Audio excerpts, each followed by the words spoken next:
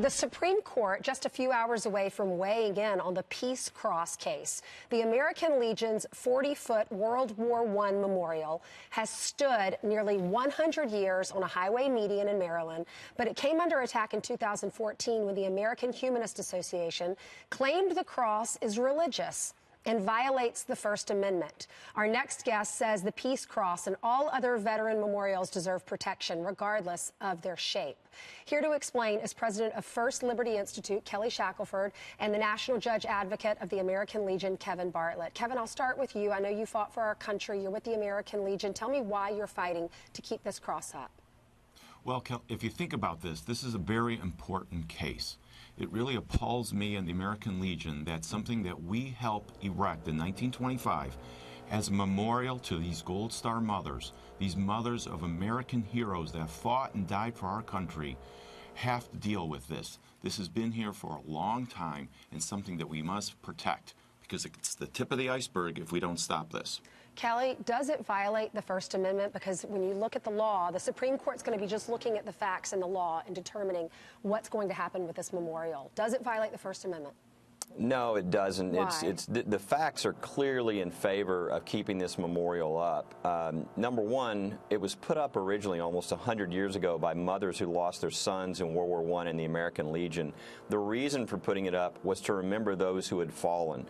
And if they start tearing down veterans memorials and monuments because there's religious imagery attached to it, this is just the beginning of a religious cleansing that I don't think anybody in this country can imagine. I mean, think of Arlington Cemetery itself. There are large freestanding crosses there, the Cross of Sacrifice, the Argonne Cross. They would have to go in and sandblast the tomb of the unknown soldier and take off known but to God. I mean, this would be the beginning of something I think that would be shocking to the country if they were to all of a sudden sort of declare war on our monuments and memorials because of the religious imagery. We got a statement from the American Humanist Association, and it says this in part: the American Humanist Association desires a war memorial that is inclusive of all veterans who have served our country with bravery and dignity. Veterans of many faiths and no faith call Maryland home, and veterans of many faiths and no faith have fought and died for our country. It's past time to honor them. Is there a compromise here? Have you talked to them? Is there a way that everyone can be happy in this? Not that I know of. I'll let Kevin speak for the American Legion, but these are people that have a problem with this memorial, although it's been up for almost 100 years.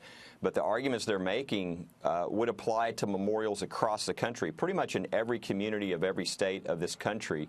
And again, Arlington is only a few miles away, and the crosses there would have to come down if they're correct. They're not correct. The founders never would have intended for this type of hostility to go on and to tear down memorials. And Ainsley, I would encourage people, if they haven't seen the briefs or seen the memorial, they can go to firstliberty.org and just look at the briefs, look at what's happened and what this would mean.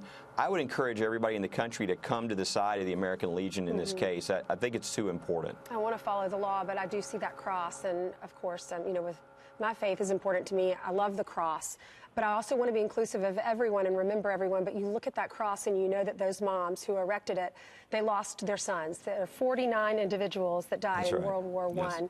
And that cross, we remember those who came before us and what makes our country so great. Thank you both for being with us. Please keep us posted on how this goes today. Absolutely. Absolutely. Thank you. You're welcome.